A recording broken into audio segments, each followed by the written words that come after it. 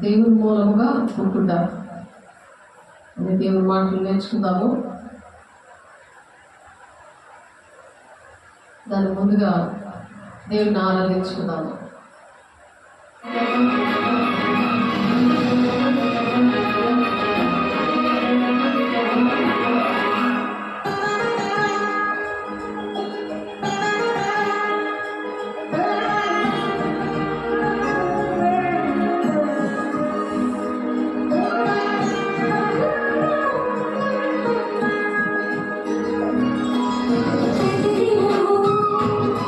నీ అనుగ్రహమే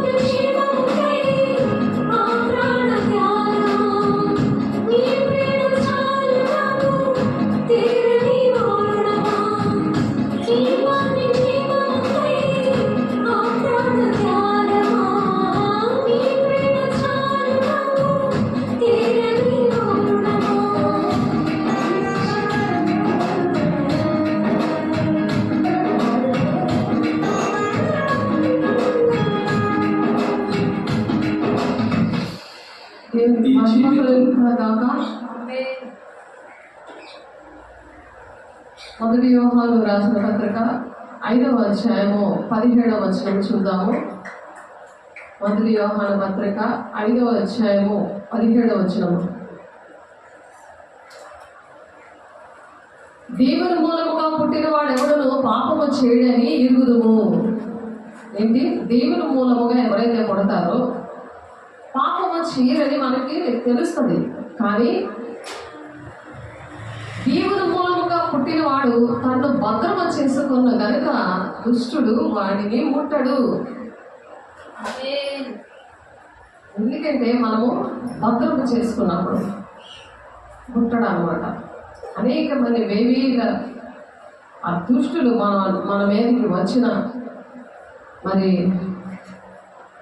ఆ దుష్టుడు మనల్ని ముట్టకుండా భద్రం చేసేది ఏంటంటే ఆ దేవుని వాక్యము.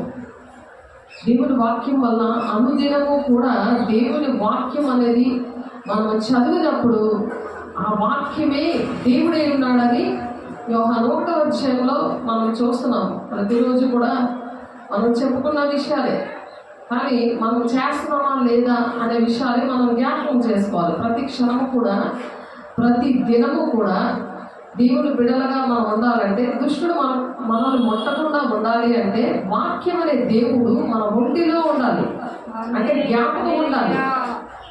రాత్రి ఒక ఆమె మరియా అని ఒక ఆమె చాలా దూరం నుండి, మరి ఆమెకి ఒళ్ళు కూడా డబ్బులు లేవు, మరి అలాంటి పేద పరిస్థితిలో ఉన్న ఆమె దేవుని ఆత్మ ఏదో తెలియదు, దెయ్యం ఆత్మ ఏదో తెలియదు, దెయ్యం ఆత్మ వచ్చినప్పుడు చాలా గట్టిగా కేకలు వేస్తూ ఉంటుంది.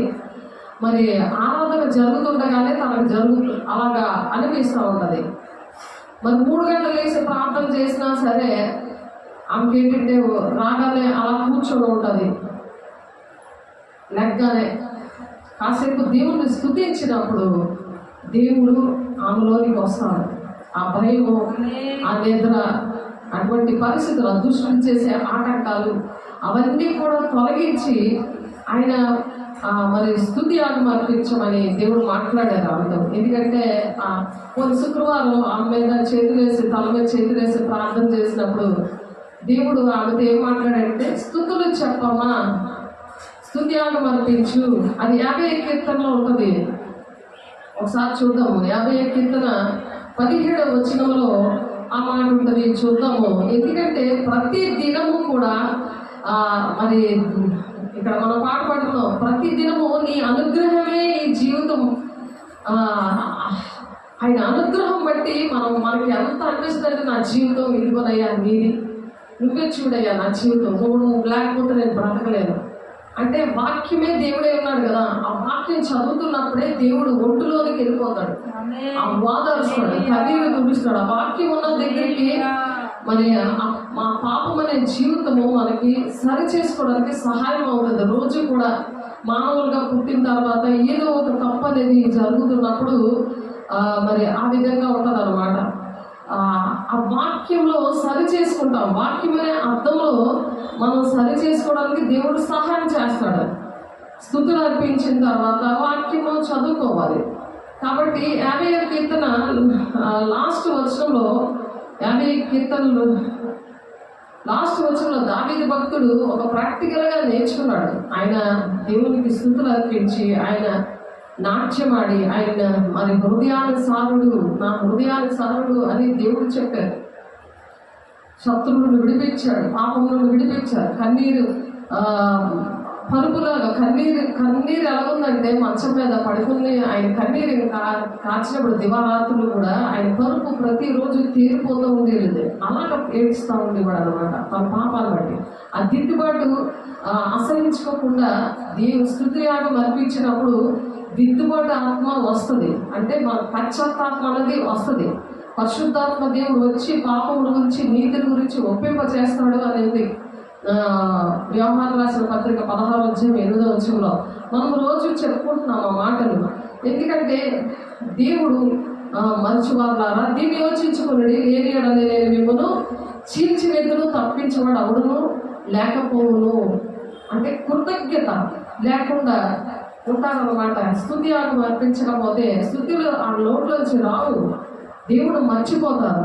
మర్చిపోతే దీన్ని యోచించుకోవడం లేని ఎడల నేను మిమ్మల్ని చీల్చివేద్దును, తప్పించుకోవడం ఎవడు ఉండడు. ఎందుకంటే స్తుతులు అర్పించకపోతే, ఇప్పుడు మనం పాటలు పాడుకున్నాం కదా, అనేక మంది మరి ప్రళయం అంటే శత్రుమూకలు చుట్టి నన్ను ఆవరించగా స్థిరమనుకున్న ఆప్తులు, అంటే ఇంట్లో వాళ్ళే మనల్ని శత్రువులకు తయారైపోతారు. వాళ్ళు అలాంటి వాళ్ళ దగ్గర నుండి ఇంట్లోనేంటి బయట ఏంటి దేవుడు ఏంటంటే ఆ విధంగా ఆదుకునే దేవుడు, ఆ విధంగా అలాగా ఓదార్చే దేవుడు అన్నమాట. అలాగా అనుదినము కూడా దేవుడు అనుగ్రహము, దేవుని యొక్క అనుగ్రహము అలాగా మన మీద ఉంటుందన్నమాట. అలాంటప్పుడు మనం దేవా నా జీవితం నీకు అంకితమయ్యా, ఈ జీవితం అంతా నీదేనయ్యా, నాదంటే ఇంకేం లేదు ప్రభా అని అలాగా దేవుని మీద ఆధారపడి ఆయనకి సమర్పించుకుంటాం. అప్పుడు సేఫ్గా ఉంటుంది అన్నమాట. మన ఇంట్లో పిల్లలు ఏంటి, కుటుంబం ఏంటి, మనకి ఇచ్చిన జాబ్ ఏంటి, మరి ఏదైనా ధనం ఏంటి, ఏది ఇచ్చినా సరే అది సేఫ్టీగా, సెక్యూర్గా, భద్రంగా ఉంటుంది అన్నమాట. అలాగా ఉండడానికి ఇక్కడ దావీదు భక్తుడు మర్చిపోతే చీల్చేస్తాను అంటున్నాడు. ఎందుకంటే దేవుడు మరచువారులారా, దేవుడు మరి ప్రాణం పెట్టాడు కదా. ఈ పాపి క్షేమంకై మన క్షేమము, పాపం అంటే దుష్టుడికి అధికారం ఉంటుంది. ఈ పాపి క్షేమం కొరకు దేవుడు ఇలాగ ప్రాణం పెట్టాడు. ఆయన్ని ఎలాగే మనం రుణం తీర్చుకోగలమో చెప్పండి. మతం కులం భేదం లేకుండా వీడు పాపి అని దూరంగా ఉండకుండా, మనిషి పాపానికి మనిషిలాగా వచ్చి, దేవుడే మనిషిలాగా వచ్చి ఆయన ప్రాణం పెట్టాడు. అలాగా బలైపోయాడు ఆయన. మరి ఏ కోడి రక్తమో, ఏ రక్తమో, ఏ పాముల రక్తమో అది కూడా పాపంతోనే నిండి ఉంటుంది. కానీ దేవుడు నిష్కలంకుడు, ఆయన పాపము లేకుండా జన్మించాడు, పరిశుద్ధాత్మ శక్తి వల్ల జన్మించాడు. ఆ రక్తము ద్వారానే పాప క్షమాపణని వేద గ్రంథాల్లో రాశారు. అన్ని గ్రంథాల్లో కూడా పెద్దలు రాశారు, భక్తులు రాశారు. ఆనాడు అన్ని కనుగొన్నారు. అలాగే జరిగింది. ఎలాగైతే వాళ్ళు ప్రవచించారో ఆ నెరవేర్పు అనేది జరిగింది. అలాగే యెషయా గారు మరి అనేక మంది ప్రవక్తలు ప్రవచించారు. అలా పాప క్షమాపణ మనకు వచ్చింది. అలాగ దేవుడు త్యాగం చేశాడు. మరి ఆ రుణం మనం తీర్చుకోలేము. మరి ఈ జీవితం అంతా కూడా నీదేనయ్యా అని ఎప్పుడైతే అలా ప్రేమిస్తామో శత్రువు అనేవాడు ఉండడు. మనకి శత్రువు ఉండడు. మనం స్తుతియాగం అర్పిస్తున్నప్పుడు దేవదూతల కాపుదల సంరక్షణ ఉంటుంది. యెహోవా భయభక్తులు గల వారి చుట్టూ ఆయన దేవదూతలు కాపుదల ఉండి నడిపిస్తారట. మరి పాదములకు రాయి తగలకుండా వాళ్ళు మన పాదాలు అంటే దేవదూతలు ఎత్తి పట్టుకుంటారట. రాయి కూడా తగదు. మనం పరిగెడుతున్నప్పుడు రాయి తగ్గుతుంది కదా, ప్రాణం పోయినట్టు అయిపోతుంది. బొటం వేలికి గబుక్కు మన తగిలిపోతాయి వేలికి. మరి రాయి తగలకుండా ఎత్తి పట్టుకుంటారని ఈ కీర్తనాకారుడే రాశాడు. ఎందుకంటే ఆరాధన చేశాడు, పాపము చేశాడు, కానీ స్తుతులు అర్పించాడు. దిద్దుబాటు స్తుతులు అర్పించగానే పరిశుద్ధాత్మ దేవుడు ఆవరిస్తాడు ఆ మనిషికి. అప్పుడు ఆ పరిశుద్ధాత్మ దేవుడు వచ్చిన తర్వాత నేను వచ్చే పాపముల గురించి, నీతిని గురించి మిమ్మల్ని ఒప్పింప చేస్తాను అంటున్నాడు ఆ దేవుడు. కాకపోతే మనకు తెలియదు, మర్చిపోతాం అనమాట. అలా మర్చిపోతే దేవుని మరచివారులారా అంటున్నాడు. ఇక్కడ 50 కీర్తన చూడండి, మీకోసం చదువుతున్నాను. 50 కీర్తన 21వ వచనంలో, ఇట్టి పనులు నీవు చేసినాను, నేను మౌనునే అంటిని, అందుకనే నేను కేవలము నీ వంటి వాడినని నువ్వు అనుకుంటున్నావు.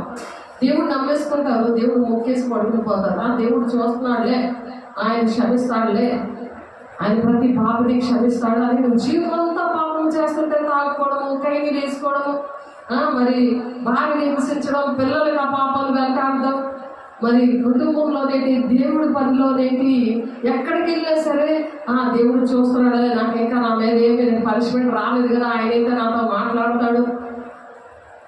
ఎప్పుడో మాట్లాడాడు. నీ భార్య కన్నీరు కలిస్తే నీతో మాట్లాడాడు. ఇప్పుడు కూడా మాట్లాడుతున్నాడా? నీ భార్య భక్తి చేస్తే నాకు వచ్చేస్తుంది అనుకుంటున్నావు. నా పాపాలన్నీ నేను ప్రార్థన చేయకపోయినా నన్ను దేవుడు క్షమించేశాడు, చక్కగా నన్ను దేవుడు ఆశీర్వదించేశాడు, కోట్ల ఆస్తి ఇచ్చేశాడు, అన్నీ కూడా నాకు ఆస్తి మరి అంతస్తు అన్నీ కూడా ఇచ్చాడు. దేవుడు మాటలు నేర్పించాడు. దేవుడి మాటలు కూడా గట్టిగా నేను చెప్పడానికి దేవుడు సహాయం చేస్తున్నాడు. దేవునికి విధేయ కాలేని వాడు జీవము చూడడు కానీ ఉగ్రత చూస్తాడు అని చెప్తున్నారు. ఆ చూస్తాడు అని అంటే ఇంకా పడిపోయే వరకు నమ్మవా? ఆ ఉగ్రత నీ మీదకి వచ్చే వరకు కూడా నమ్మవా? నీ పిల్లల్ని నీ భార్యని చూసి దేవుడు అలా కనికరిస్తుంటే ఆ కనికరాన్ని నువ్వు నాటకాలలాగా అది వ్యర్థం అనుకుంటున్నావా? అది నిర్లక్ష్యంగా పెట్టుకుంటున్నావా దేవుని మాటని? అందుకే దేవుడు ఇక్కడ 50 కీర్తన ఏమంటారు, ఇంటి పనులు నువ్వు చేసిన నేను నీ మౌననే ఉన్నాను, నీతో మాట్లాడట్లేదు కదా, నీ వాక్యం అర్థమవుతూ నీ కళలు రావు, దర్శనాలు రావు, ఒక స్వరమే లేవు. దేవుడు అనుదినము దేవుడు అనుగ్రహము ఉన్నదని ప్రతి దినము కూడా ఆయన అనుగ్రహం కోల్పోతున్నావు కదా. ఎప్పుడు ఏం జరుగుతుందో ఒక సేఫ్టీ లేదు. నీ కుటుంబం అయితే నీకు దేవుడి పిల్లలతో ఉన్నది ఆ గురుగులు వెంటనే తీసేయచ్చామంటే లేదు, వాటిని ఎదగలేమంటే అన్నాడు. ఎందుకంటే ఇక్కడ గోధుమ అనే చెట్టుకి ఈ గురుగు అనే చెట్టుని పేకిలించేస్తే ఇది పడిపోతుంది. ఈ గోధుమ అనే చెట్టు అనేక మంది ఫలవంతంగా దేవుడి రాజ్యానికి అనేక మంది నడిపిస్తుంటే అది పాడైపోతుంది. ఆ చెట్టు మీద ఆధారపడిన ఆ పళ్ళు తింటూ ఆహారం తింటూ బ్రతుకుతున్న వాళ్ళు నాశనం అయిపోతారని ఈ గురుగుని పెకలించట్లేదు దేవుడు. అందుకని దేవుడు ఇక్కడ ఏం మాట్లాడుతున్నారు 50 కీర్తన చూడండి. నీవు కూర్చుండి నీ సహోదరుని మీద కొండలు చెప్పుచున్నావు, నీ తల్లి కుమారుల మీద అపనింద మోపుతున్నావు, ఇంటి పనులు నువ్వు చేసినాను, నేను మౌననే ఇంటిని, అందుకు నేను కేవలం నీ వంటి వాడిని నేను అనుకుంటున్నావు. అయితే నీ కన్నులు ఎదుట ఈ సంగతులు నేను వరుసగా ఉంచి నేను గద్దించదును. దేవుడు మనసువారులారా దీన్ని యోచించుడి, లేని ఎడలా యోచించండి అని టైం ఇచ్చాడు. కృపకాలం ఇది, అందుకే టైం ఇచ్చాడు. సరి చేసుకో, స్తుతియాలు కల్పించు. ఎవరి పాపాలు నీ దగ్గరికి రాకుండా మరి 1 యోహాను 5వ అధ్యాయంలో ఇప్పుడు మనం ఏం నేర్చుకున్నాము? దేవుని మూలముగా పుట్టినవాడు, దానికోసం మనం నేర్చుకున్నాం, అది అంశము. అయితే మనం దేవుని మూలంగా పుట్టినవాడట పాపము చేయడని ఎరుగుదుము. దేవుని మూలంగా పుట్టి పాపము చేయమని అని నువ్వు దర్జాగా కూర్చుంటే స్తుతులు అర్పించకుండా దేవుని ఆజ్ఞలు పాటించకుండా నువ్వు చెడు అలవాట్లకి అలవాటైపోయి ఏంటి అలా చెడు అలవాట్లకు అలవాటైపోయి దేవుళ్ళనే ఉన్నాను, నా కోసం ప్రార్థన చేసిన 3 మంది ఉన్నారు అని నువ్వు దర్జాగా చేస్తుంటే వాళ్ళకి ఏం చెప్తున్నాడంట దేవుడు? ఏం చెప్తున్నాడు ఇక్కడ 50 కీర్తనలో? దేవుని మనసులారా దీన్ని యోచించుకోండి, నేను మిమ్మల్ని చీల్చివేస్తాను అంటాడు. చీల్చేస్తా మనిషి చనిపోతారా బతుకుతారా? తప్పించువాడు అవ్వడను లేకపోవును, తప్పించినాడు అవ్వడం ఉండడు నిన్ను. దేవుడు అంత ఉగ్రత అనేది నువ్వు విధేయత చూపకపోతే జీవము చూడడు కానీ దేవుడు ఉగ్రత వాడి తల మీద నిలబడుతుంది అనుంది. యోహాను 3వ అధ్యాయము 36వ వచనంలో ఉంటుంది ఆ మాట. విధేయతగా చూపిస్తే దేవుడు మాటలే పలుకుతాడట, కొరతలే నాతో నింపుతాడట. మనం అది కోరుకోవాలి, అలా కోరుకోవాలి. ఎలాగొస్తుంది? ఇక్కడ 1 యోహాను 5వ అధ్యాయము 17వ వచనంలో దేవుని మూలంగా పుట్టినవాడు ఎవడనో పాపము చేయడం ఎరుగుదుము, దేవుని మూలంగా పుట్టినవాడు తను భద్రము చేసుకున్న కనుక దుష్టుడు వాళ్ళు ముట్టడు. ఇక్కడ గోధుమ చెట్టు ఉంది. ఈ గోధుమ చెట్టుని ఈ దుష్టుడు ముట్టకుండా తాను స్తుతియాలు అర్పించుకుంటూ తండ్రి చిత్తాలు నెరవేరుస్తూ ఇలా భద్రం చేసుకోవాలి. దేవుని ఆజ్ఞలు పాటిస్తూ ప్రార్థన సహవాసము రొట్టె విచ్చిగాని ఎడతట్టుకుంటూ దుష్టుడి గడ్డ భయలుగా గడ్డ అపోస్తులాగా వాడబడతారట. 43వ వచనంలో ఉంది. అది అలా వాడబడాలని దేవుడు ఆశపడి ఈ గురువుల్ని అలాగే ఉండబండి లాస్ట్ నేను ఆ పని పడతాను అంటున్నాడు. అవన్నీ కొట్టల్లో కూర్చేస్తాను, అవి అగ్నిగుండంలో వేసేస్తాను అంటున్నాడు. అగ్నిగుండంలో వేసేస్తాడంట. ఆలోచించండి, అగ్నిగుండంలో వేసేస్తా మంచిదా? ఎవరు చూస్తున్నావు? దేవుడిని చూస్తున్నావా? మనుషులను చూసి బతికేస్తావా? ఎవరు చెప్తారో వాళ్ళకి ఉంటుంది కదా, అంత జీవగ్రంథంలో రాసేస్తారు. అందులో నీ పేరు లేకపోతే ఎవరి పేరైతే ఉండదో వాళ్ళు ఆ దేవుని రాజ్యానికి వెళ్ళాలని ఎంత క్లియర్గా రాస్తున్నారు. ప్రకటన గ్రంథంలో 21వ అధ్యాయంలో 22వ అధ్యాయంలో వారి గుణాలు కూడా వాళ్ళ లిస్ట్ కూడా పెట్టారు కదా. కాబట్టి మనం అనుదినము దేవుని యొక్క అనుగ్రహము కోసము మనం ప్రయాసపడదాం. అలా ప్రయాసపడాలని దేవుడు ఏమంటున్నారు? 1 యోహాను 5:17లో దేవుడు మూలంగా పుట్టినవాడు తన్ను భద్రము చేసుకుని కనుక దుష్టుడు వాడిని ముట్టాడు. వాడు ముట్టడు, దుష్టుడు నిన్ను ముట్టడు. వాడికి వేయవలసిన బ్యాడ్ దేవుడు వేస్తాడు. ఎవరు క్రియలు చెప్పిన వారికి ప్రతిఫలము దేవుడు నేను సిద్ధపరచుంచానన్నాడు. మనుషులకు లోబడకూడదు, దేవునికి లోబడండి, దుష్టుని ఎదిరించండి, మీ అందరిని పారిపోతాడని చెప్తున్నాడు దేవుడు.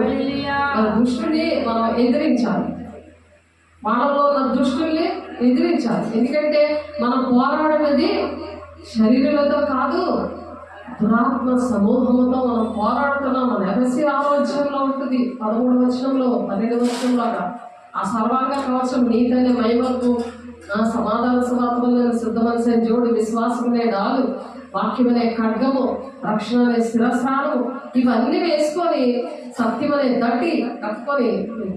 సత్యమనే దట్టి అంటే ఏంటి? అబద్ధాలు ఆడకూడదు. అబద్ధం ఆడితే పాము నేను నిలబడి చేస్తుంది. 2 నాలుగులతో మాట్లాడతాము. ఆ సైడ్ వాళ్ళు చేస్తానంట, తర్వాత చెయ్యవు, తర్వాత ఇదిగోండి ఇది మీకు ఇస్తానంట, తర్వాత ఇవ్వవు. పాము అనమాట అది. ఆ పాము ఎవరికి సూచన? సాతానికి దేవుడి పిల్లల్ని మోసం చేస్తుంది. వాళ్ళలో ఉండి సాతాను మాట్లాడుతూ ఉన్నది మోసం మాటలు. మీరు పాపం చేసినా పర్వాలేదు, అన్ని దీవెనకరమైన మాట్లాడుతుంది. మీరు ఎలాగైనా ఉన్నా సరే పర్వాలేదు, దేవుడు మిమ్మల్ని దీవిస్తాడు, విడువడు ఎడబాయుడు. ఇలా వాగ్దానాలు మీకు దేవుడు వాగ్దానాలు ఇచ్చాడు. అలా మీరు బ్రతకాలి, అలా మీరు మిమ్మల్ని దీవిస్తాడు, ఆశీర్వదించాడు. దేవుడి దగ్గర రండి, మిమ్మల్ని దీవిస్తాడు, ఆశీర్వదిస్తాడు, సరి చేసుకుంటాడు, దీవిస్తాడని చెప్పడు. ఎందుకంటే పరిశుద్ధాత్మ పొందుకోవాలి కదా. అందుకని పరిశుద్ధాత్మ పొందుకున్నప్పుడు అలా స్తుతియాలు అర్పించేవాడట. నన్ను మహిమపరచుచున్నాడు, నేను వారికి దేవుని రక్షణ కనుపరచున్నట్లు వాడు మార్గము సిద్ధపరచుకును. దేవుని రాజ్యానికి వెళ్ళే మార్గాన్ని సిద్ధపరచుకుంటాడు. ఆ మార్గాన్ని ఎప్పుడైతే సిద్ధపరచుకుంటాడో ఇక్కడ ఎన్ని కష్టాలు కానీ, ఎన్ని కన్నీళ్ళు కానీ, దుష్టుడు నిన్ను ఎలా మీరు ఫుట్బాల్లాగా ఆడుకొని వాడు ఏమీ చేయలేడు. ఎందుకంటే దుష్టుడు ముట్టకుండా అలా భద్రం చేసుకోవాలి. అది ఎంతవరకు? అలా దేవుడు మాట్లాడితే 1000 తరాల వరకు దీవెనంట. వినకపోతే 3-4 తరాల వరకు తండ్రుల దోషం కుమారుల మీద రప్పిస్తాడంట. దేవుని యొక్క ఆజ్ఞలు అవి, రూల్స్ అవి. ఉద్యోగానికి ఒక్క మార్కులోని మరి ఎగ్జామ్ పోతే మరి ఇంటర్వ్యూలో వెళ్ళలేవు. ఒక్క క్వశ్చన్ ఆన్సర్ నువ్వు రాయకపోతే, చెప్పకపోతే, ఓరల్ టెస్ట్లో పాస్ అవ్వకపోతే, ప్రాక్టికల్గా పాస్ అవ్వకపోతే మరి అంతా వేస్టే కదా. సంవత్సరం పాడైపోతుంది కదా. మరి దేవుని రాజ్యం అలాంటికే అంత కష్టపడతారు, అలా చదువుతారు, అలాగా రాత్రి పగులు ప్రయాసపడతారు కదా. మరి దేవుని రాజ్యం యుగకాలం దేవునితో ఉండాలనే పరిస్థితులు మరి మనం ఈ రాకడ సూచనలో ఎంతగా ఉండాలి? దేవుని మూలంగా మనం పుట్టామా లేదని చెక్ చేసుకుందాం ఈరోజు. కాబట్టి బైబిల్లో మరి చూస్తే మత్తయి సువార్త 19వ అధ్యాయంలోని ఉంటుంది జన్మించిన యొక్క భాష. మత్తయి సువార్త చూద్దాం. మత్తయి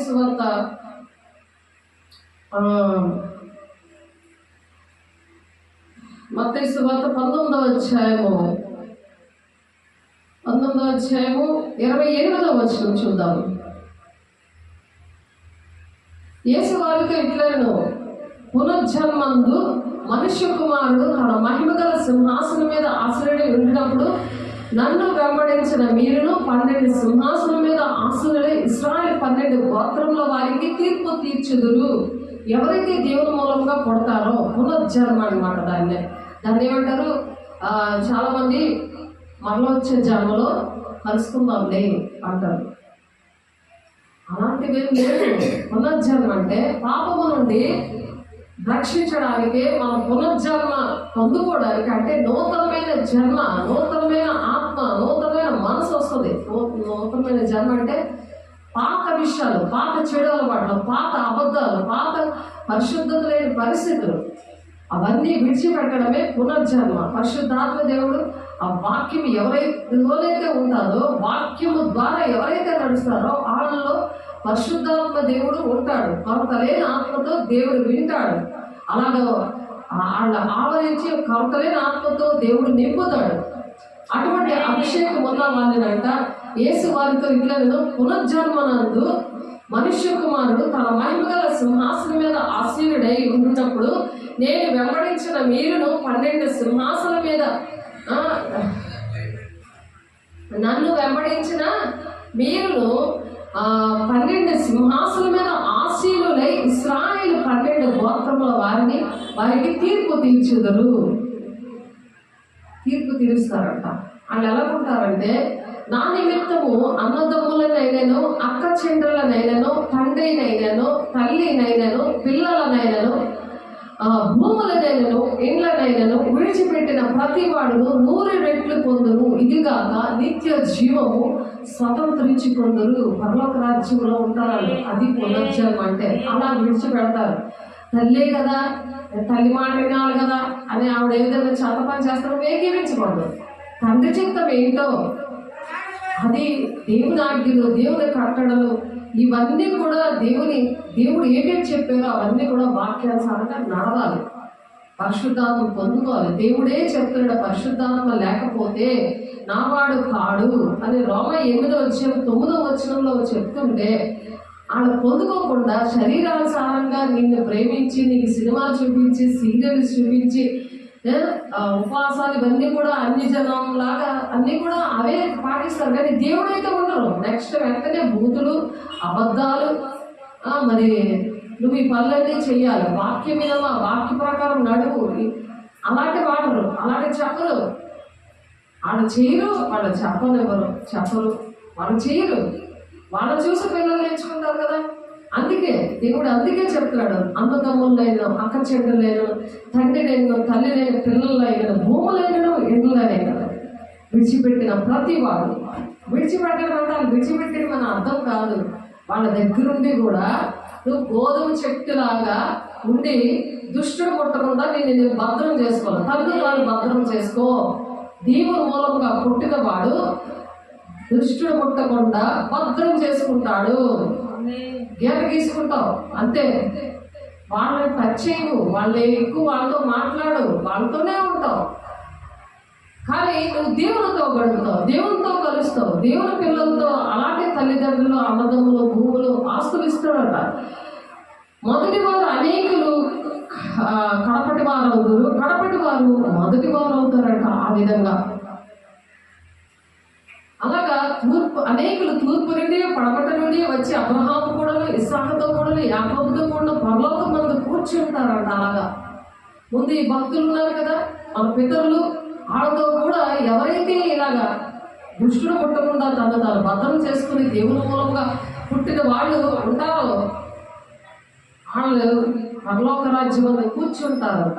ఎవరితో కూర్చుంటారు? అబ్రహాముతో కూడాను, ఇస్సాకుతో కూడాను, యాకోబుతో కూడాను పరలోక రాజ్యం మీద కూర్చుంటారు. కానీ రాజ్య సంబంధులు వెళ్ళిపట్టి చీకటిలోనికి త్రోయబడదురు. ఎవరైతే మేము రాజ్య సంబంధం అని గురువు పక్కనే ఉంటుంది. నా ప్రార్థన వలన ఇదిగో గోధుమ చెట్టు పక్కన ఉంది, నా భార్య ప్రార్థన వల్ల దేవుని రాజ్యానికి వెళ్ళిపోతాను, నా కుంగు పట్టుకొని వెళ్ళిపోతాను, నా భార్యే కదా అని నువ్వు అనుకుని ప్రార్థన చేయకుండా నువ్వు తాకుకొని తిరుక్కొని దేవుడి మాటలు చెప్పుకొని మరి గూండాయిజం చేసుకొని బూతులు ఆడుకుంటూ అబద్ధాలు ఆడుతూ మాయ చేస్తూ దేవుడు డబ్బులు ఇవ్వకుండా నీతి కబుర్లు చెబుతూ శాస్త్రులు పరిశీలనలాగా వాళ్ళు చెబుతారు కానీ మరి చీరు అని వాళ్ళు చనిపోయారు. దేవుడిని సిలువేయండి అని అరిచారు. దేవుని అద్భుతకారాలన్నీ చూశారు. యూదులకు రాజా జై అనేసి పాటలు పాడారు. ఆదివారం మట్లాదివారం మరి శుక్రవారం సిలువ వేసేశారు. బరబ్బా దొంగని విడిచిపెట్టండి, బరబ్బా దొంగను విడిచిపెట్టండి అని కేకలు వేశారు. ఏసైని సిలువేయండి అని అరిచారు. అవే ఆత్మలు వాళ్ళు చచ్చిపోయిన ఇలాంటి వాళ్ళు దూరుతున్నారు కాబట్టి వాళ్ళు విడిచిపెట్టండి అన్నది కారణం. అది ఆత్మీయంగా విడిచిపెట్టాలి, శారీరకంగా విడిచిపెట్టి మరి కాదు అర్థం. వాళ్ళు దూరంగా పెట్టమని 54 అధ్యాయం అనుకుంటాను. నిన్ను బాధించడం నేను దూరంగా పెడతాను వాక్యం. అలాగే దేవుడు చేశాడు నా జీవితంలో. బాధించే వాళ్ళందరినీ కూడా దూరం పెట్టాడు. వాళ్ళకి టెస్ట్ అయిపోతాయి. వాళ్ళకి ఫస్ట్ సువర్ణంగా మార్చడానికి గురువు పక్కన ఉన్నా సరే దుష్టుడు ముట్టకుండా తను తాను భద్రం చేసుకుంటుందా లేదా, ఆ అబ్బాయి చేసుకుంటున్నాడా లేదా, అతను చేసుకుంటున్నాడా లేదా అని చూస్తాడు దేవుడు. నా భద్రం చేసుకుంటుంటే అయితే నా త్రోవలోనే ఉంది నా బిడ్డ, అనుదినము అనుగ్రహం పొందుకుంటుంది, తనకున్నదంతా నాకు అర్పించి నా కోసం పరుగులు పెడుతుంది కాబట్టి ఇలాంటి వాళ్ళు దూరం పెట్టాలి అని దూరం పెడతాడు. అప్పుడు టెస్ట్లో పాస్ అయిపోతాం కదా పరీక్షల్లో. దేవుడు పరీక్షలు పెడతాడు. అలాగా శోధన జయించేవాడు ధన్యుడు అని ఉంది. అందుకే వాక్యం. వాడికి జీవకిరీటం ఇస్తాను, అంతవరకు సహించేవాడికే రక్షణ అని ఉంది. అందుకే వాక్యం. కాబట్టి మనం సహించుకొని ఓర్చుకొని మన జ్ఞానంతోని వివేకముతోని పావులలో వివేకంగా పావురాల్లోనే నిష్కపటంగా ఉండి ఆ విధంగా మనం దుష్టుడు ముట్టకుండా భద్రం చేసుకుంటామో దేవుని మూలంగా పుట్టిన వాళ్ళు. దానివల్ల అర్థమవుతుంది మనం దేవుని మూలంగా పుట్టామా లేదా, దుష్టుని ముట్టకుండా మనం భద్రం చేసుకుంటున్నామా లేదా. ప్రార్థన సహవాసము రొట్టెనిచ్చుంటుంది ఎంటకుంటూ వాక్యం చదువుకుంటూ దేవుడు పరిచర్యలో పాలిభాగస్తులుగా ఉంటూ మతం కులం భేదం లేకుండా అందరినీ ప్రేమించి అందరికీ కూడా స్వస్థతలు ఏంటి, దెయ్యాలలో కొట్టడం ఏంటి, దేవుడు అవన్నీ చేశారు. చేసి చూపించాడు 3-4 సంవత్సరాలు. అవి మనం చేయడానికి మరి ఆయన ప్రాణం పెట్ట భద్రమే ఉన్నాం కూడా అని కూడా వాక్యం చెప్తుంది. కాబట్టి ప్రాణాలు ఎవరైతే తెగిస్తారో వాళ్ళు కాపాడుకుంటారో ఉంది వాక్యం. ప్రాణాలను ఎవరైతే తగ్గించుకుంటారో ఆ ప్రాణాలను పోగొట్టుకుంటారు అని ఉంది వాక్యం.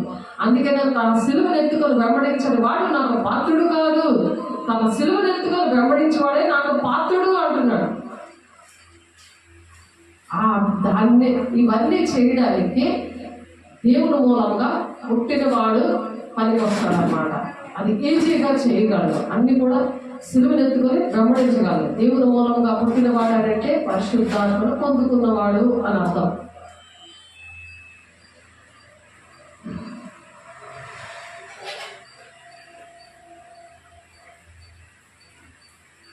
కాబట్టి పరిశుద్ధాత్మను పొందుకొని మరి 19వ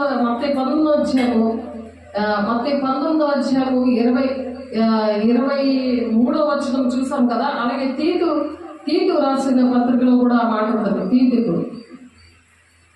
తీతుకు రాసిన పత్రిక 3వ అధ్యాయము 5వ వచనం చూద్దాం. చూడండి, మీకోసం చదువుతున్నాను. తీతుకు రాసిన పత్రిక 3వ అధ్యాయం 5వ వచనం. మనము నీతిని అనుసరించి చేసిన క్రియల మూలంగా కాక తన కనికరము చెప్పుననే పునర్జన్మ సంబంధమైన స్నానము ద్వారాను పరిశుద్ధాత్మకు నూతన స్వభావము కలిగి చేయటం ద్వారాను మనలను రక్షించను. మనల్ని రక్షించాలా లేదా? దేవుడు రక్షించాలా లేదా? వర్షంలో వెళ్ళిపోతావా పనికి? టైం చూపిస్తున్నాం. సైతానా నా వెనక్కి వెళ్ళిపో అంటున్నాడు దేవుడు. పేతురు అలాగే తండ్రి చిత్తాన్ని నెరవేర్చకుండా చేశాడు. దాని ముందేమో తండ్రి చిత్తం నెరవేర్చడానికి నన్ను దేవుడు ఎవరు అనుకుంటున్నారు అని అంటే కొంతమంది ప్రవక్త అనుకుంటున్నారు, కొంతమంది ఏమో దేవుడు మరి ఇర్మియాని ఇలాగా చెప్పుకొని వచ్చారు. కానీ పేతురు మాత్రం నువ్వు దేవుని కుమారుడిని అంటే నువ్వు చెప్పలేదు, అది యెహోవా ఆత్మ బలం నువ్వు చెప్పావనంటే వెంటనే దేవుడు నీకు పరలోక రాజ్యం తాళం చెవులు నీకు ఇస్తాను అని కొన్ని మాటలు ఆశీర్వాదాలు మాట్లాడతాడు. తర్వాత దేవుడు మీకోసం నేను ప్రాణత్యాగం చేయవలసి ఉంది కాబట్టి నన్ను యూదులు వచ్చి నన్ను ఇలా హింస పెట్టి సిలువ వేస్తారు అని అంటే నీకు అసలు వాడు జరగకూడదు అని అంటాడు. దాన్ని ఏమంటారు? తండ్రి చిత్తమా దొంగ ప్రేమ అంటారు. తండ్రి చిత్తం జరగాలి అంటే దేవుని మూలంగా పుట్టినవాడు దేవా మా కోసం నువ్వు ప్రాణం పెడుతున్నావు, మేము ప్రార్థన చేస్తాం, వెలుగు కలిగి ఉండి మేము ప్రార్థన చేస్తాం. ఆ శోధనని మనం జయించేవాడు ధన్యుడు అంటున్నావు కదా. తండ్రి చిత్తాన్ని నెరవేర్చేవాడు దేవుని రాజ్యానికి వెళ్తాడు అంటున్నావు కదా. తండ్రి చిత్తాన్ని మీరు నెరవేర్చి మరి లోక మానవాడికి రక్షణ తేవాలయ్యా అనాలన్నాడు పేతురు. కానీ పరిశుద్ధాత్మ పొందుకోలేదు. అప్పటికి దేవుడు అద్భుత కార్యం చూస్తున్నాడు, మహత్కార్యం చూస్తున్నాడు, చూసేవాడిగా ఉన్నాడు కానీ చేసేవాడిగా లేడు. ఎప్పుడైతే మేడగదిలో పరిశుద్ధాత్మను పొందుకున్నారో శిష్యులు అందరూ 150 మందితో ఈ శిష్యులు కూడా పొందుకున్నారో అప్పుడు ప్రాణాలు తెగించి దేవుడు పని చేయగలిగాడు. దేవుడు రాజ్యంలో ఉన్నారు. 12 గోత్రాలని మెక్కి తీర్పు తీర్చేవాడిగా ఉన్నారు. అలాగా మనం శిష్యులను తయారు చేయాలి. దానికి మరి దేవుని మూలంగా పుట్టిన వాడు ఎవరు అనే విషయాలు మనం నేర్చుకుంటున్నాం. స్నానము, ఏమి స్నానం? అది తీతుకు రాసిన పత్రిక 3వ అధ్యాయం 5వ వచనం. మనం నీతిని అనుసరించి చేసిన క్రియల మూలంగా కాక నీతిని అనుసరించి చేసిన క్రియలు, అంటే నీతిగా కొన్ని క్రియలు చేస్తుంటాం మనం. కాక తన కనికరము చెప్పునే, తన కనికరము మనకేమీ అర్హత లేదు. నీతి కార్యం చేసేసినంత మాత్రం దేవుని రాజ్యం కలరు. అందరూ చేస్తారు నీతి కార్యాలు. మొత్తం కులం భేదం అందరూ చేస్తారా లేదా? నీతి కార్యాలు ఒక్కటి చేసేస్తే దేవుని రాజ్యానికి వెళ్ళిపోతామా? మోక్షానికి వెళ్ళిపోతామా? దానికి ఆన్సర్ ఏంటంటే, మనం నీతిని అనుసరించి చేసిన క్రియల మూలంగా కాక తన కనికరము చెప్పుననే. ఆయన కనికరం రావాలి మన మీద. ఏదో మనుషులు మెచ్చుకుంటారని మనం పనులు చేసేది కాదు. ఆయన మెప్పించేది ఏంటంటే, ఎవరూ లేనప్పుడు చేయాలి, స్తుతి ప్రార్థన చేయాలి. ఎవరు ఉన్నా లేకపోయినా నువ్వు దేవునికి ఇష్టంగానే ఉండాలి. ఇంటిలో ఒకలాగా, చర్చిలో ఒకలాగా, ఉద్యోగంలో ఒకలాగా, గొప్పల దగ్గర ఒకలాగా, సేవకుల దగ్గర ఒకలాగా, పిల్లల దగ్గర ఒకలాగా, భర్త దగ్గర ఒకలాగా అలాగ చేయకూడదు.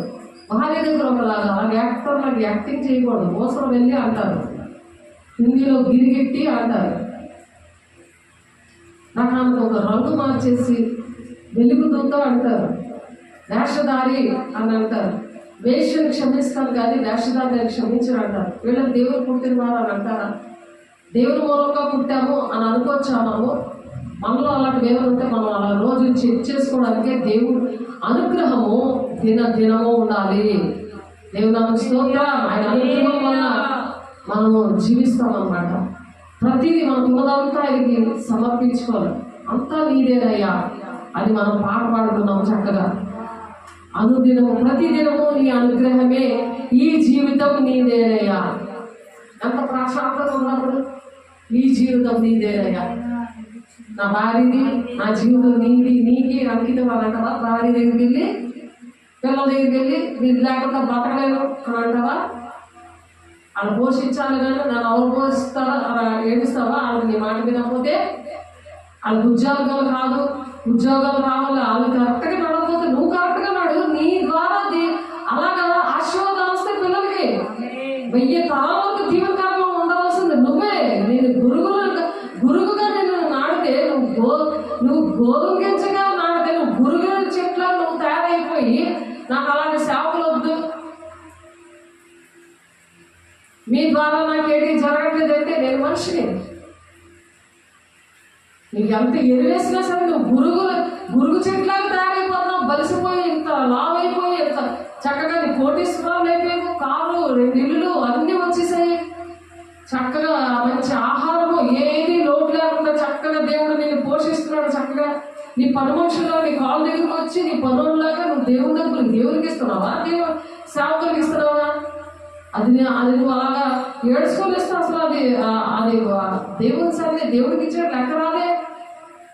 ఏదో కూలోకి ఇచ్చి నువ్వు పని చేయట్లేదు, నేను తీసేస్తాను అని పాస్టర్లు తీసేస్తున్నారు.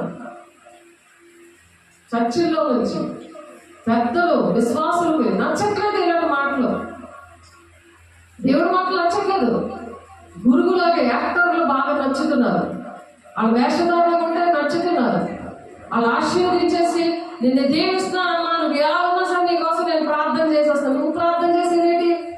ఎవరు ప్రార్థన చేసుకొని దిగుబాటు చేసుకొని ఆ పనులు మానేయాలి. దేవుడికి ఇష్టం లేని పనులు మానేయాలి. దేవుడి క్రమం ఒకటి ఉంది. ఆయన రాజ్యానికి ఎవరు అవుతారు? ఎవరు మనము నీతిని అనుసరించి చేసిన క్రియ మూలంగా కాక అంటున్నాడు. నువ్వెన్ని మంచి కార్యాలు చేసేసినా తన కనికరము చెప్పులనే పునరుజ్జన్మ ఇవన్నీ చూస్తాడు దేవుడు. నిన్ను నన్ను చూస్తాడు. నువ్వేదో నాకేదో చేసేస్తున్నావని నీ మాటలు నేను ఆడాను అనుకో, ఆయన కనికరం నా మీద ఉండదు, నీ మీద ఉండదు. ఏ మాత్రము ఒప్పుకోనక అంటున్నాడు దేవుడు యోధా పత్రికలో. అలాంటి మాటలకి నువ్వు, అలాంటి పనులకు నువ్వు ఏమాత్రం ఒప్పుకోవద్దు అంటున్నాడు. యోధా పత్రికలో మనం చదువుకున్నాం. చూద్దాం ఒకసారి యోధా పత్రిక. ఒప్పుకుంటే ఏంటవుతుంది? పునర్జన్మ రాదు. అదే పాత జీవితంలో ఉండి పాత అలవాట్లే, ఎంతసేపు నీళ్ళు చక్కబెట్టుకోవడము, వండుకోవడము, తినడము. ఒక వస్తువు అక్కడ ఉంటే అక్కడ పెట్టకపోతే బొరపాడైపోద్దట. అదే నీ దేవుని రాజ్యంలో నువ్వు వెళ్ళడానికి, దేవుడి ఇల్లు కట్టుకోవడానికి, ఆ దేవుడి ఇల్లు పాడైపోతుంటే, దేహం అనే దేవుని ఆలయం నీది పాడైపోతుంటే, మనమే దేవుని ఇల్లు అని అంటున్నాడు దేవుడు. ఆ దేవుని ఆలయాన్ని పాడు చేస్తే, మన దేహమే దేవుని ఆలయం, దాన్ని పాడు చేస్తే నిన్ను నేను పాడు చేస్తాను అంటున్నాడు దేవుడు. అంటే ఆయన కనికరం మనం ఏం ఉండదు. మన దేహం అనుదినము అనుగ్రహంతో ఉండాలి. ఆయనతో మాట్లాడుకోవాలి. ఆయనతో మాట్లాడుకోకపోతే మనం దేనికి పనికి వస్తాం? మనం యోధా పత్రిక చాలాసార్లు చదువుకున్నాం. మార్గం తప్పిన చుక్కలాగా ఉంటున్నామా? దేవునికి ఇష్టం లేకుండా ఉంటున్నామా? నక్షత్రాలమే అంటే దేవుని మూలంగా పుట్టిన వాళ్ళని మేము ఎరుగుదము, కానీ ఇష్టం ముట్టకుండా భద్రం చేసుకోమంటున్నాడు ఆయన. కాబట్టి వీరు నిర్భయంగా మీతో సుభోజనము చేయించు, తమ్మును తాను నిర్భయంగా పోషించుకొనొచ్చు. మీ ప్రేమ వీధుల్లో దొంగమెట్లుగా ఉన్నారు. వీరి గాలి చేత ఈటు అంటూ కొట్టుకొని పోవు నిర్జల మేఘముగాను, కాయలు రాలి ఫలములు లేక 2 మార్లు చచ్చి వేళ్లతో పెకలించబడిన చెట్లుగా ఉన్నారట. అలా పెకలించేసినా సరే జీవం లేని మనుషుల్లా ప్రార్థన చేయడం రాదు, పాటలు పాడడం రాదు. మనం వర్షిప్ చేస్తే అప్పుడు పరిశుద్ధాత్మ దేవుడు వస్తాడట. వర్షిప్ చేసినా చేయకపోయినా నువ్వు పాట పాడుకుంటే నీ దేహంలోకి దేవుడు రావాలి. నీ దేహం దేవుని ఆలయంగా ఉండాలి. సేవకులు వచ్చి వర్షిప్ చేస్తే అప్పుడు దేవుడు వస్తాడా? అంతవరకు ఎవరితో ఉంటావు నువ్వు? దెయ్యంతో కాపురం చేస్తావా? చూడండి, ఇక్కడ బట్టలు పాటు చేసుకుంటే విశ్రామమైన కళ్ళు కనుక్కొని అనుంది ఇక్కడ వాక్యం. అపవిత్రంగా తయారవుతారు వాళ్ళు.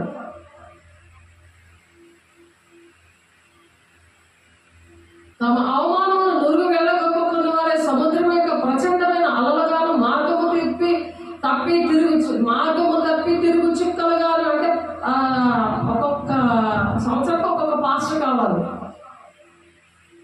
జీవితం అంతా అలాగే ఉంది. నువ్వు అందరూ బాబాలి, నువ్వు అక్రమంగా అక్కడ డబ్బులు చెల్లించి అక్రమం కట్టుకోవాలి కదా. అప్పుడు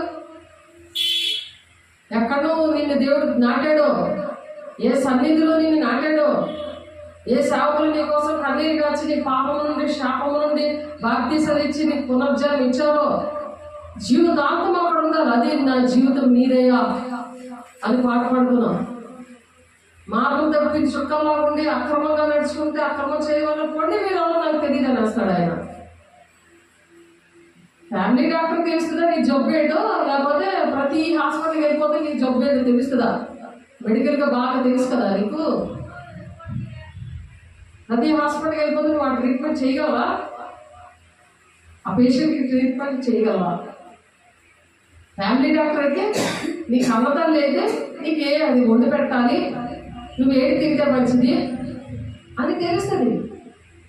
నువ్వు ఎప్పుడు లేస్తావు, నువ్వు లేచేసరికి నీకు ఏది వండి పెట్టాలి, నువ్వు ఏది వేసుకుంటే బాగుంటుంది అని తెలుస్తుంది.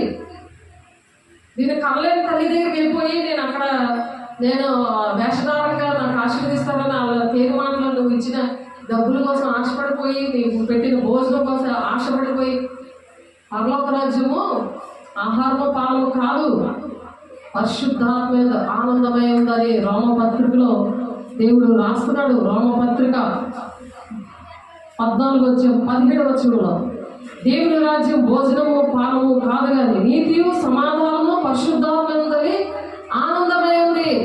ఎప్పుడు మొహమైనా పెట్టుకొని ఎవరో చచ్చిపోయినట్టు శరీర సంబంధమైన ప్రార్థన, శరీర సంబంధమైన భూ సంబంధమైన కోరికలు అన్నీ దేవుడు ఇచ్చేశాడు.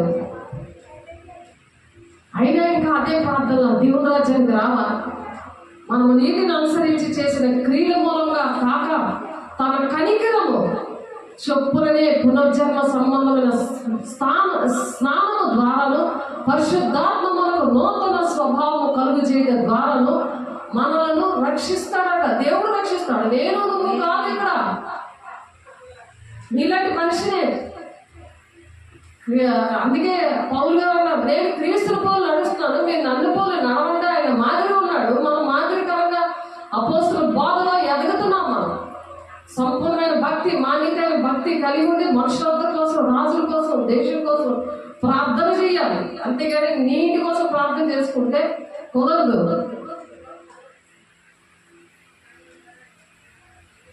దేవుడు ఇప్పుడు ఎందుకంటే మన కోసం ప్రార్థన చేసుకుంటే మనకేది జరగదు. ఎందుకంటే ఆది కాండములో ఉంటుంది ఆ మాట, అబ్రహాం గారికి పిల్లలు లేరు. పిల్లలు లేకపోతే మరి దేవుడి బిడ్డ కోసం ప్రార్థన చేస్తాడు. అక్కడ ఎప్పుడైతే ప్రార్థన చేస్తాడో శారము గర్భవతి అవుతుంది. ఇతరుల కోసం మనం ఏ బాధలో ఉన్నామో అటువంటి వారి కోసం మనం ప్రార్థన చేస్తాం అనుకోండి, మన బాధలు తీరుతాయి. అది ప్రేమ అంటే, పునర్జన్మ అంటే, నూతనమైన హృదయం అంటే, నూతన స్వభావం అంటే. ఎందుకంటే నువ్వు ఒక బాధలో పడుతున్నప్పుడు అటువంటి వారిని దేవుడు అప్పచెప్పినప్పుడు అటువంటి వారి కోసం మనం ప్రార్థన చేయాలి. ఆది కాండము 20:17 వచనంలో ఉంది ఆ మాట. 21 వచనం 1 వచనం కల్లా శారముకి మరి ఇస్సాకు పుడతాడు, గర్భవతి ధరిస్తుంది.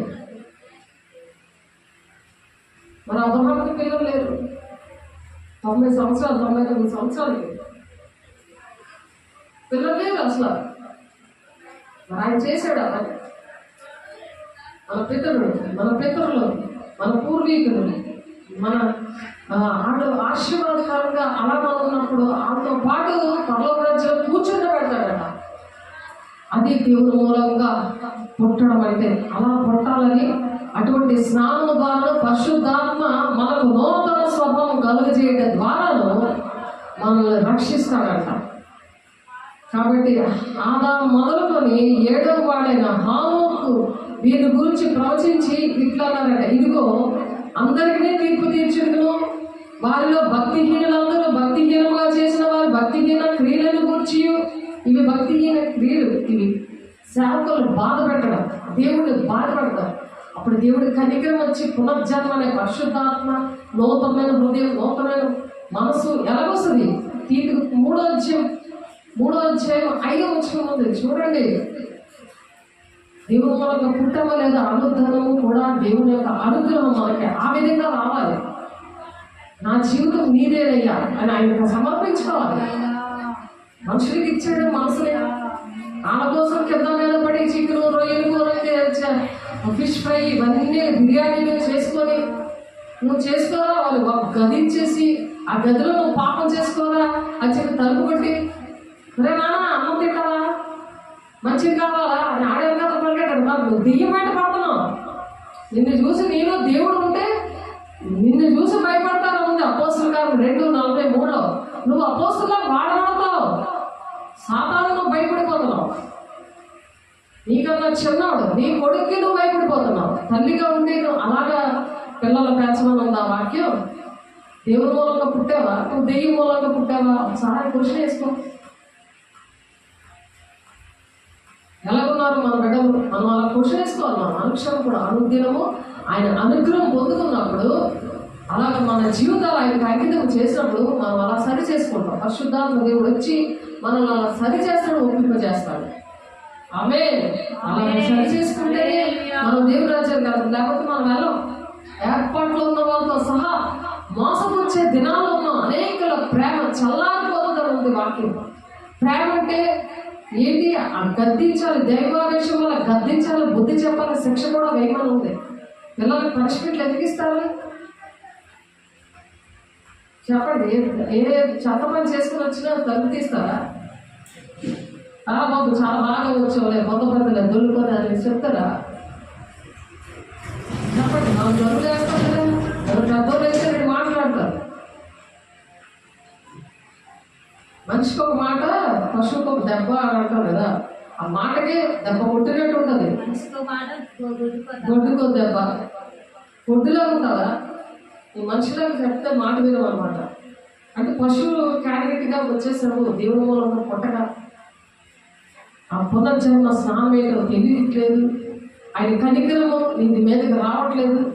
ఇప్పుడు నేను ప్రాణం పెట్టాను, ఆయన పెట్టాడు. ఆయన కనికరం కావాలా, నా కనికరం కావాలా? నన్ను తీసేస్తే నువ్వు ఇంకొక దెయ్యం కాదు నీకు వచ్చి ఇంకా పాడు చేస్తాడు. ఎవరి దగ్గరికి వెళ్తే అలాగే జీవితం అంతా పాడు చేసుకుంటున్నాం, కుటుంబాన్ని అంతా పాడు చేసుకుంటాం. మళ్ళీ నీకు బాధ వచ్చినప్పుడు నేను అవసరం వస్తున్నాను. అప్పుడు కావాలి నీ సేవకురాలు, నీ ఆత్మ, నీ తల్లి నీకు కావాలి. అప్పుడు బాధ వచ్చినప్పుడు బోధ అవుతుంది. అప్పుడు నీ సేవకురాలు కావాలి.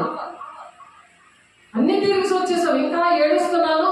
నాకు అటువంటి సేవకులు కావాలి, అటువంటి వాళ్ళు బాగా నన్ను ఆశీర్వదించినారు. ఏం చేసినా సరే నా కోసం ప్రార్థన చేసి వాళ్ళకి ప్రాణం పెట్టేసిన వాళ్ళు ఏసైలాగా ఎవరు లేరే. ఏసైలాగా ప్రాణం పెట్టేసిన వాళ్ళు ఎవరు లేరు.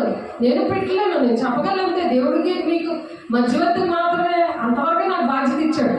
సరిగ్గా చెప్పకపోతే కఠినమైన తీర్పు, మరి కఠినమైన తీర్పు నాకు ఉంటుంది. యాకోబు 3:1 అలా భయంతో నేను దేవునికి ఇష్టంగా బ్రతకడానికి ఇష్టపడి ఆయన అనుగ్రహం కావాలని నాకున్న సమస్తం అంతా ఆయనకి అర్పించాను. అనుకుని దేవుడు మాట వినాలంటే ఇష్టపడతాం. వినట్లేదంటే నచ్చ చెప్పి ఆయనకి ఎలా వింటాలని దేవుడు మాటలు చెప్తుంటే అవి అర్థం అవ్వట్లేదు, అసలు చెవులోకే అవ్వట్లేదు. ఎందుకంటే నువ్వు దీవించమాట ఆశ ఆ మాటలు బాగా అలవాటు అయిపోయి ఇవి అర్థం అవ్వట్లేదు. ఎక్కడెక్కడో పెరిగిన చెట్టుకి మళ్ళీ అదే పెట్టాలి కదా. జంతువుకైనా ఏదైనా కుక్కలకైనా ఎక్కడ అది పెరిగిందో అవి పెడితే నాకు తింటుంది. దానికి అంత నెగ్గేసి పప్పలు పెట్టినా దానికి నచ్చదు. అది కుళ్ళిపోయి వెళ్ళి తింటుంటుంది, అవే నచ్చుతాయి బాగా. రోడ్డు మీద పారేసినవి అలా మళ్ళీ తింటుంది, ఊరి మీద అంతా తిరిగి వస్తుంది. ఆ బొమ్మలో ఉండడమే దానికి ఇష్టం. అలాంటి చండాలమైన అపవిత్రం తినదే ఇష్టం. చక్క పప్పల్లో పెడితే తింటుంది. నెయ్యేసి రాయమ్మా అని చెప్పి చక్క స్నానం చేస్తుంది. ఉండదే ఉండదు ఇంట్లో. తలుపు తీయని బయటికి పరిగెడతానంటుంది.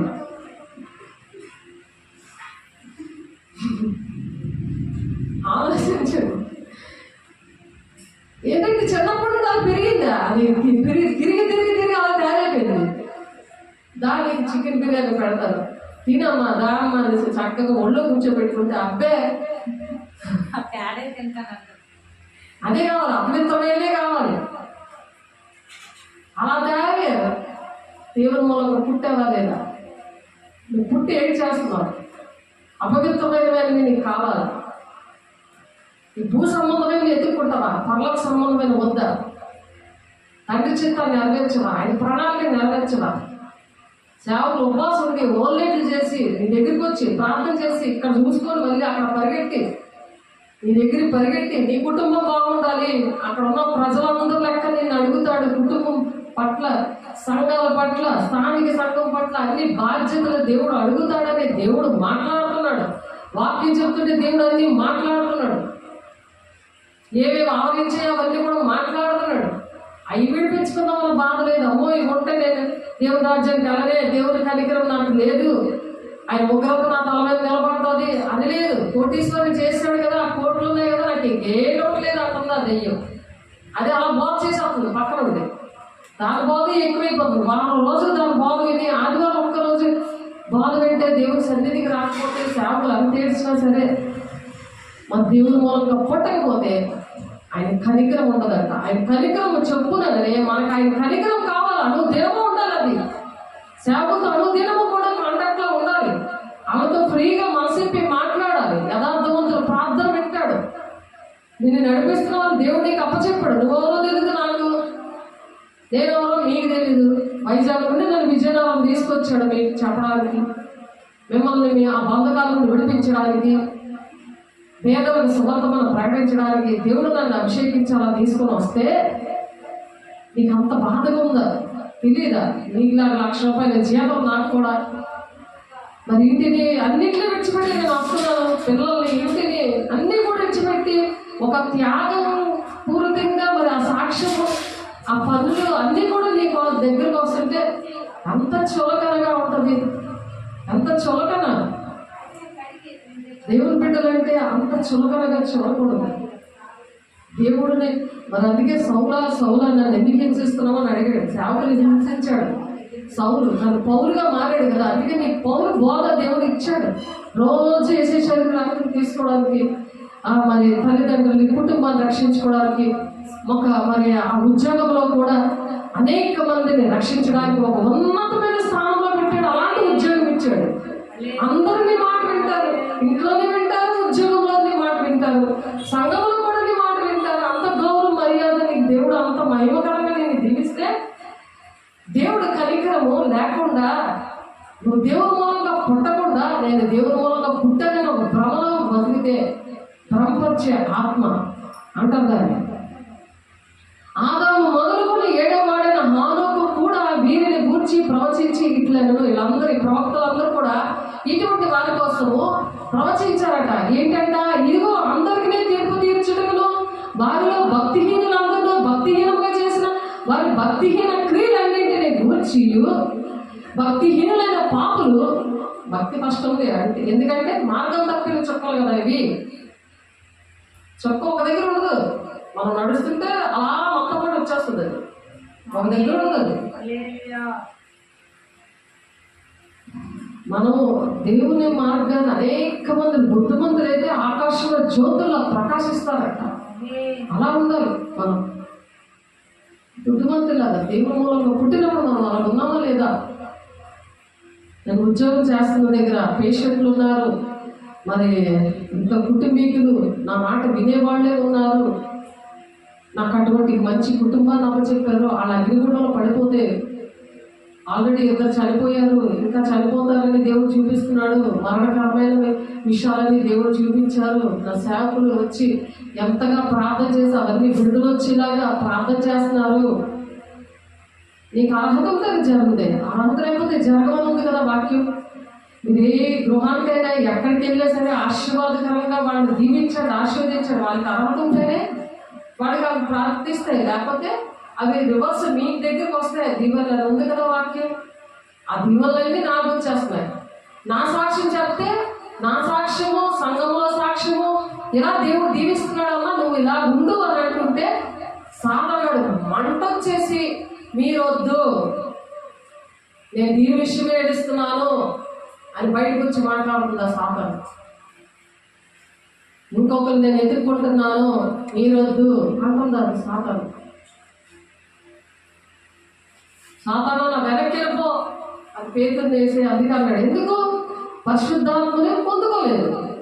అప్పుడు పరిశుద్ధాత్మ పొందుకోలేదు పేతురు. యేసుని ప్రేమిస్తున్నారు, నన్ను కూడా చాలా ప్రేమిస్తారు, నన్ను ప్రేమిస్తున్న వాళ్ళే. కానీ పరిశుద్ధాత్మను పొందుకోకపోతే నూతనమైన జీవితం, నూతనమైన ఆత్మ, నూతనమైన మనసు రాకపోతే చూడండి, ఆయన కనికరము బట్టట, ఆయన కనికరము చెప్పిన పునర్జన్మ సంబంధమైన అంటే కొత్త జీవితం, నూతనమైన జీవితం అన్నమాట. ఆ స్నానము ద్వారానే ద్వారాను పరిశుద్ధాత్మలకు నూతన స్వభావం ఇస్తాడట. మరి దాని ద్వారా రక్షణ వస్తుంది. ఇంకా రక్షణ లేదు, అంతవరకు సహించబడే రక్షణ పొందుకుంటాడు అంటాడు. దాన్ని తీసుకున్నంత మాత్రమే రక్షణ వచ్చి లేదు అంతవరకు. అందుకే అనుదినం మనకు కావాలి అని దేవుని దగ్గర మనం గోజాడుకోవాలి. ప్రకటన 2:10 ఉంటుంది, చాలాసార్లు చెప్తున్నా. అంతవరకు రక్షించబడాలి, మనం రక్షణ కాపాడుకోవాలి.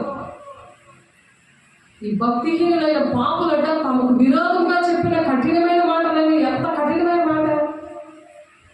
అప్పుడే 10 సంవత్సరాల పైన అయిపోతుంది. ఇంకా మార్గం తప్పిన చొక్కలు పట్టుకోలే, ఆ దెయ్యాలు పట్టుకోలే ఏలాడతావా? చొక్కలే, కానీ మార్గం తక్కువైనాయి. ఆ చొక్కలు నువ్వు పట్టుకుంటావా? బుద్ధిమంతులు ఆకాశంలో జ్యోతిలో ఉంటారు, ఆ చొక్కలు పెట్టుకుంటావా? అనేక మంది దేవుని మార్గంలో నడిపించడానికి పూనుకున్నాం, కర్కలు పట్టుకున్నాం మేము. అలాంటి చొక్కలు పట్టుకోవాలి. అలాంటి చొక్కలాంటి నీకు అలాంటి నక్షత్రం లాంటి బుద్ధిమంతులైన మరి సేవకులు నీకు అప్పచెప్తే కఠినమైన మాటలు, గుండెల్లో బాకు గుచ్చినట్టు మాటలు, అవి కఠినమైన మాట్లాడ. భక్తిహీనులను పాపులట తమకు విరోధంగా, ఒకసారి కాదు జీవితం అంతా అదే బతుక, ఒకసారి కాదు, వచ్చుకునే శక్తి ఇచ్చాడు దేవుడు నాకు. భక్తిహీనులైన పాపలు తమకు విరోధంగా చెప్పిన కఠినమైన మాటలన్నిటిని గురించి వారిని ఒప్పింప చేయుటకు ప్రభు తన వేవేల పరిశుద్ధుల పరగాలంతో వస్తున్నాడట. దేవుడు వచ్చి ఒప్పింప చేస్తున్నప్పుడు ఇవన్నీ దేవుని బిడ్డ జాగ్రత్తగా వినండి. ఇప్పుడే మనం ఒప్పుకుందాం, అలాంటి పనులు మనం చేస్తున్నాము అనుదినము దేవుని అనుగ్రహం పొందుకోవడానికి. ప్రతిరోజు కూడా అందుకే దినము తప్పక కూడుకుంటూ దేవాలయంలో చూడండి, అపోస్తుల కార్యము 2వ అధ్యాయం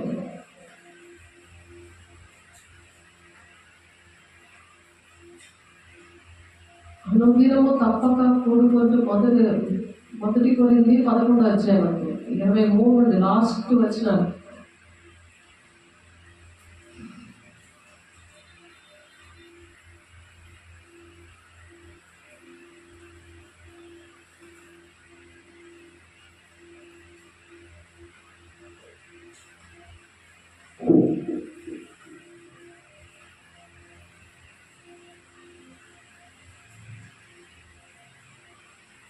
అపోస్తుల కార్యం 2వ అధ్యాయము లాస్ట్ వచనాలు ఉంటుంది.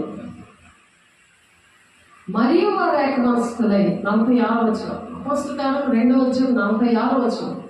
విద్య లేని పామరులు ఎందుకు పిలుచుకున్నాడంటే వాళ్ళు చక్కగా మాట వింటారు, గుర్తు పెట్టుకుంటారు. గుర్తు పెట్టుకోవాలి కూడా, పెట్టుకొని వాళ్ళకి సువార్త చెప్పినప్పుడు వాళ్ళకి జ్ఞానం ఉంటుంది. అయ్యో మాకు చదువు వచ్చి కూడా మేము చెప్పలేకపోతున్నాము.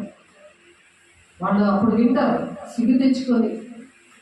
మరియు వారు ఏక మనసులో ప్రతిదినము దేవాలయంలో తప్పక కూడుకొనుచు ఇంటింటా రొట్టె విరుచుచు దేవుని స్తుతించుచు ప్రజలందరూ వల్ల దయ పొందిన వారే ఆనందముతోనూ నిష్కపటమైన హృదయముతోనూ ఆహారము పుచ్చుకొనుచుండేవి. మరియు ప్రభు రక్షణ పొందుచున్న వారిని అనుదినము వారితో చేర్చుకొనుచుండేవి. మరి పోతే తన ఇంట్లోనే దేవుని బిడ్డలందరినీ కూడా చేర్చుకున్నాడు. ఇంట్లో దేవుని సంఘంలో ఇంటింట అని ఇక్కడ ఉంది, అనుదినం అని ఉంది. అనుదినం అప్పుడు అనుగ్రహం పొందుకుంటారు.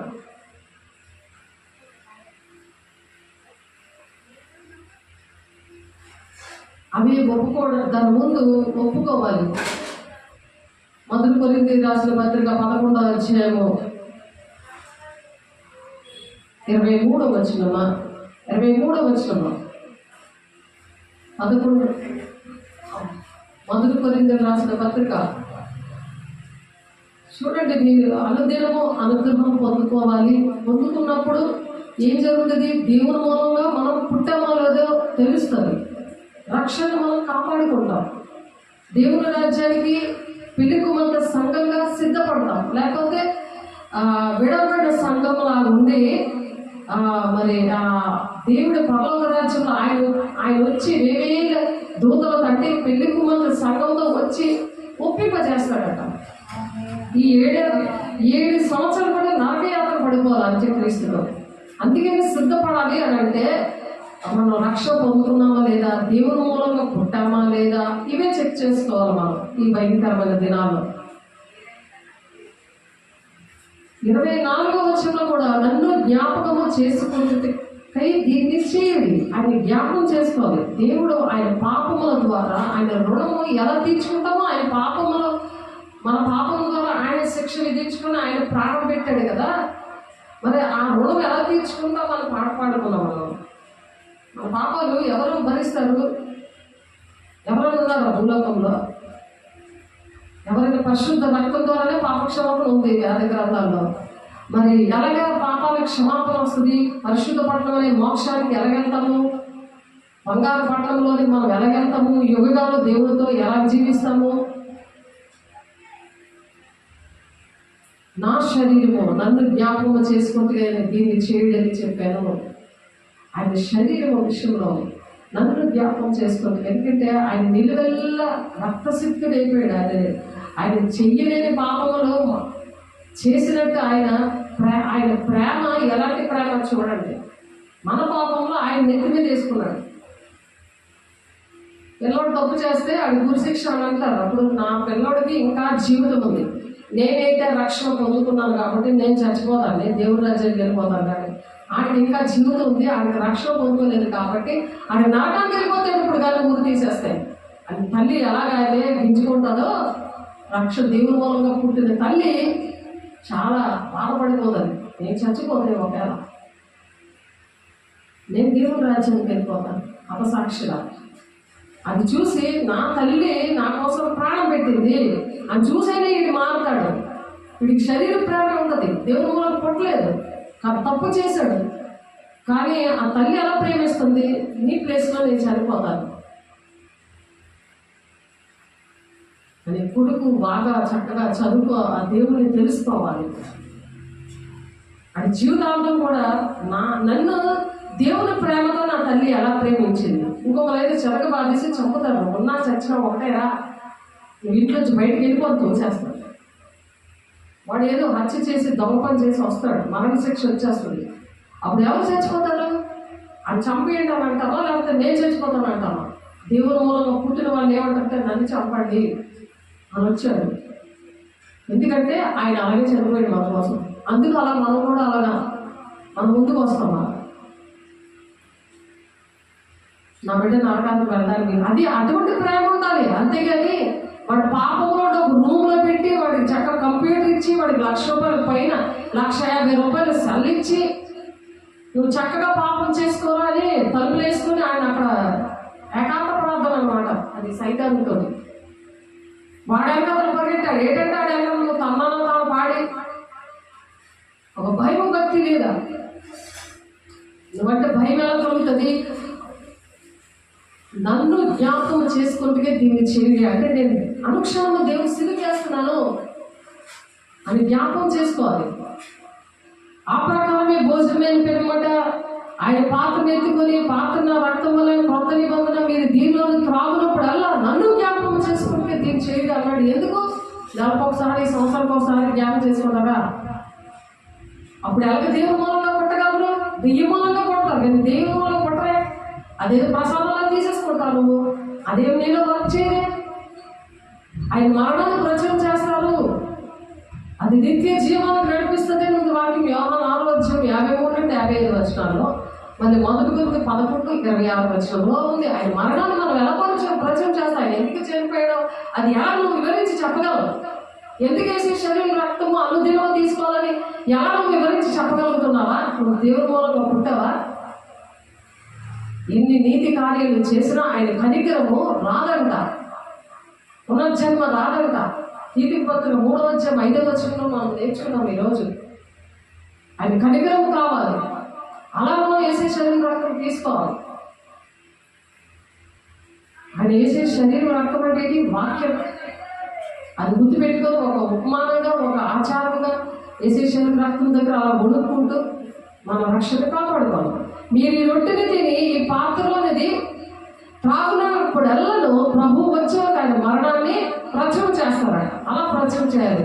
కాబట్టి ఎవడు అయోగ్యంగా ప్రభు యొక్క రొట్టెను తినను లేక ఆయన పాత్రలోని త్రాగును వాడి ప్రభు యొక్క శరీరం గురించి రక్తముల గురించి అపరాధ అవుతాడు. ఇస్రాయేలు యోధ ఏం చేశాడు? ఏసేని సిలువకి అప్పగించాడా? అలా అపరాధ అయిపోతావా? చెక్ చేసుకోవా? నేను దేవుని మూలంగా పుట్టానా లేదా అని రోజు చెక్ చేసుకోవాలి. అందుకే అపోస్తలులు 2:42 ఏముంది? ప్రార్థన ఎందుకు, సహవాసం ఎందుకు, రొట్టె విచ్చడం ఎందుకు, ఎడతెగక ఉండాలి. అందుకే సహవాసం, సేవకులతో సహవాసం ఉండాలి. నీ అంతటి నువ్వే తీసేసుకొని నువ్వంతటి నువ్వే ఒప్పుకొని సేవకులతో సహవాసం లేకుండా ఏదో వచ్చి వెళ్ళిపోయేటట్టు అలా ఉండకూడదు. సేవకులతో అలా చాలా మనస్ఫూర్తిగా మాట్లాడాలి, మనసిప్పి మాట్లాడాలి. ఆ బాధ పెట్టే మాట్లాడకూడదు. సౌరులాగా దేవుడు హింసించిన రకాలకు వచ్చేస్తావు. దేవుని బిడ్డ మోషేకి కూడా తన అన్నదమ్ములు మిరియాముకి ఎందుకు కుష్టి వచ్చేసింది?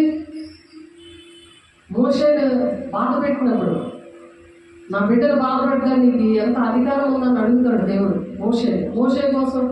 మోషే విషయంలో మన చూపించాడు దేవుడు. ఆ సాక్ష్యం చెప్పగానే ఒళ్ళు మండిపోయింది. ఎంత సంతోషిస్తానో, నా సేవకులు నన్ను నడిపిస్తున్నావు, నా దేవుని బిడ్డ ఇంతమందిని ఇశ్రాయేలు ప్రజలు నడిపించే దేవుని బిడ్డగా నన్ను అంతగా నా సేవకులను దీవించాలా? ఆ దీవెలన్నీ నాకు అందులో పాళ్ళు నాకు కావాలయ్యా. నాకు ఆ పాళ్ళు రావట్లేదు అంటే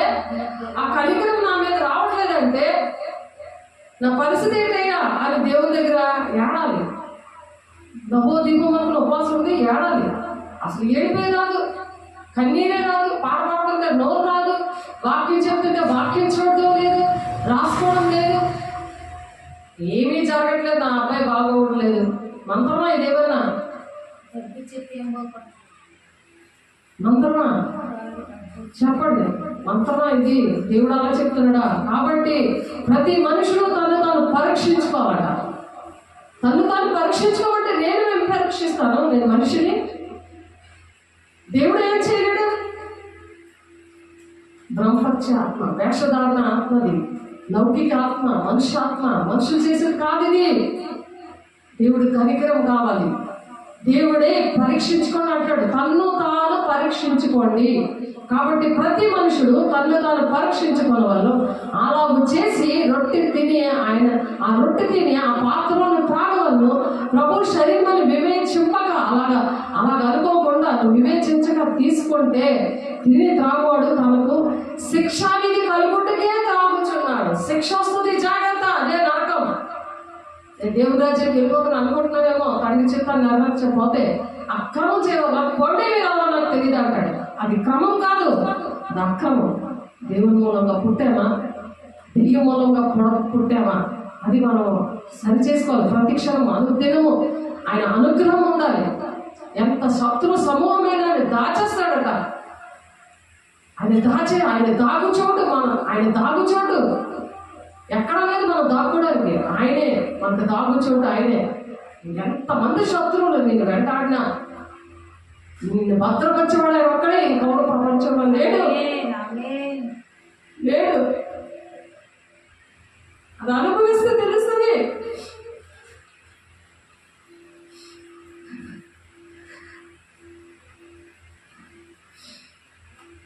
భద్రంగా ఉన్నామంటే దేవుడి కనికరము ఇంకా నీ దగ్గర ఉంది.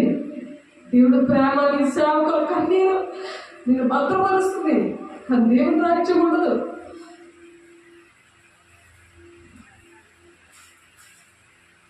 పరిశుద్ధాత్ముడు దుఃఖపడుతున్నాడు.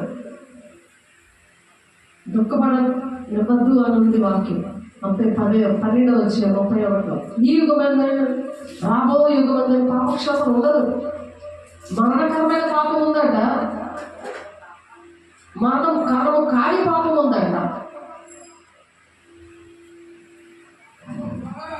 కొన్ని ప్రార్థన చేస్తే విడుదల వస్తుంది. మరణకరమైన పాపం ఉంటుంది కదా, దేవుణ్ణి దుఃఖపెట్టేవి, దానికి పాపక్షోభం ఉండదు, జవాబులు రావు. దేవుని బిడ్డ ఒకసారి ఆలోచించు.